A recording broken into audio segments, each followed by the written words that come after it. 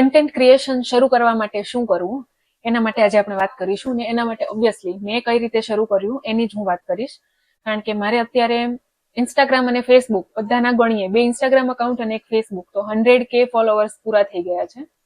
તો આના માટે મેં કઈ રીતે કર્યું એ હું તમને જણાવું છું. મને પહેલેથી જ રીલ બનાવવાનો શોખ હતો.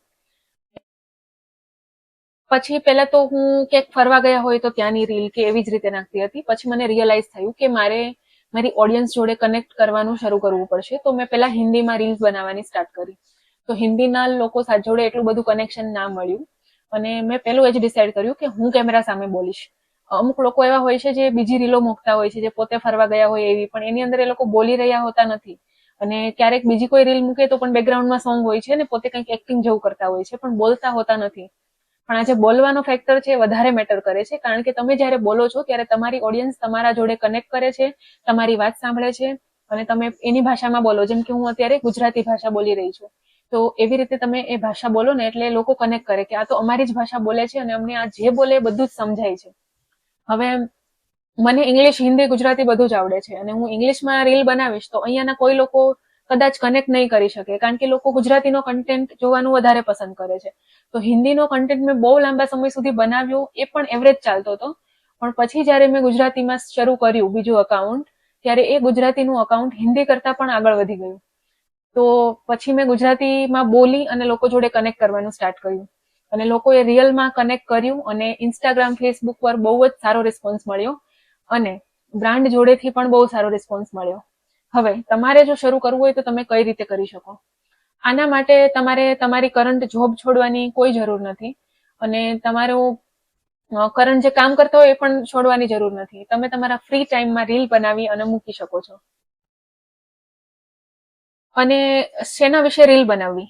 તો તમારા મનમાં જે કોઈ પણ વાત હોય એના વિશે તમે રીલ બનાવી શકો છો. તમે કોઈ ઇન્ફ્લુએન્સરને ફોલો કરતા હોય તો એ કઈ ટાઈપની બનાવે છે એ ટાઈપની પણ તમે બનાવવાની કોશિશ કરી શકો છો. અને સ્ટાર્ટિંગમાં તો તમને કોઈ નિશ, એટલે કે નિશ કોને કહેવાય, કે કોઈ ખાલી કપડાની રીલ બનાવતું હોય, કોઈ ખાલી વાતો કરીને કોઈ ભણતરની રીલ બનાવતું હોય, કોઈ ઇતિહાસની રીલ બનાવતું હોય, તો એને નિશ કહેવાય કે મારો નિશ ઇતિહાસનો છે તો હું ખાલી ઇતિહાસની બનાવું છું. તો એવી રીતે તમે પણ તમારો નિશ શોધી શકો.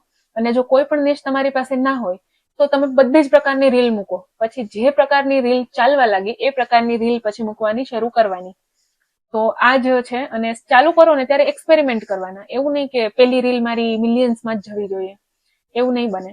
પણ તમે જો વધારે રીલો મૂકવાનું સ્ટાર્ટ કરશો તો કોઈક તો રીલ આગળ વધશે જ.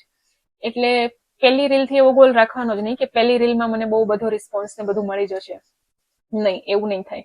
પણ જો તમે રીલ બનાવવાનું ચાલુ રાખશો, અલગ અલગ પ્રકારની રીલ મૂકશો, તો તમને ખુદને ખબર પડશે કે કેવી મૂકવાની છે રીલ, અને એમાંથી રીલ જે આગળ જશે એનું ખબર પડશે તમને. હવે જો તમને એવું હોય કે મારે બધું તૈયાર થઈને બેસવું પડે છે, તો તમે ફિલ્ટર રાખી શકો છો. અને તમને એવું હોય કે મારી પાસે ફોન નથી સારો, તો પણ તમે કોઈ બી ફોનમાં સ્ટાર્ટ કરો, પછી ફોન જ્યારે અપગ્રેડ કરો ત્યારે તમારો ક્વોલિટી અપગ્રેડ થશે. અથવા તો તમારી પાસે જો બજેટ હોય તો તમે એક સારો અથવા તો સેકન્ડ હેન્ડ કોઈ આઈફોન લઈ શકો છો, કે સેકન્ડ હેન્ડ એન્ડ્રોઈડ સારો ફોન લઈ શકો છો. એટલે જો કન્ટેન્ટ ક્રિએશન ચાલુ કરવા માટે હું તો એમ જ કહીશ કે તમારે થોડી હિંમતની જ જરૂર હોય છે. કારણ કે ઘરે બેઠા અથવા તો રસ્તા પર ચાલતા ચાલતા પણ તમે કઈ બી ફોનમાં બોલી અને એડિટ કરીને મૂકી શકો છો. અને એડિટનું ફીચર પણ ઇન્સ્ટાગ્રામમાં જ છે. તો તમે ઇન્સ્ટાગ્રામમાં જ્યારે રીલ પોસ્ટ કરવા જાઓ એની પહેલા તમને પૂછે કે તમારે આમાં કઈ કાપકૂપ કરવી છે કે કોઈ વર્ડ્સ એડ કરવા છે, તો ત્યાંથી તમે એ કરી શકો છો. અને એવું હોય તો થોડા ઇન્સ્ટાગ્રામ, યુટ્યુબમાં વિડીયો જોઈ લો કે રીલ્સ કઈ રીતે બનાવવી અને રીલ બનાવવાનું શરૂ કઈ રીતે કરવું. તો એમાં પણ તમને આ ગાઈડન્સ મળી જશે. અને આ વિડીયો ખુદ એના વિશે જ છે. તો ફોર એક્ઝામ્પલ તમારી પાસે કોઈ એવરેજ એન્ડ્રોઈડનો ફોન પણ હોય તો પણ તમે એમાં રીલ બનાવવાનું સ્ટાર્ટ કરી શકો છો. અને તમને એવું હોય કે મારા સગા સંબંધીઓ જોશે ને શું થશે, તો તમે એક નવું અકાઉન્ટ બનાવી અને એમાં પોસ્ટ કરવાનું ચાલુ કરો. અને ત્યાં તમારા નવા ફોલોવર એડ થવાનું ચાલુ થાય તો તમે આખું ઝીરોથી સ્ટાર્ટ કરીને પણ બનાવી શકો છો. અને પછી જ્યારે તમારા ફોલોવર્સ વધશે અને વ્યૂ વધશે ત્યારે તો બધા વખાણ કરવાના જ છે. તો સ્ટાર્ટિંગમાં તો આ જ છે કે તમારે ખાલી હિંમત કરવાની છે. તમારે કોઈ ફોનની, કોઈ લુકની કે કોઈ બેકગ્રાઉન્ડની જરૂર નથી. તમે બેકગ્રાઉન્ડ માટે કોઈ સારું બેકગ્રાઉન્ડ શોધી શકો, કે બગીચામાં જઈને પણ બનાવી શકો છો ગ્રીન બેકગ્રાઉન્ડમાં. પ્લસ ચહેરા માટે તમે ફિલ્ટર એડ કરી શકો છો.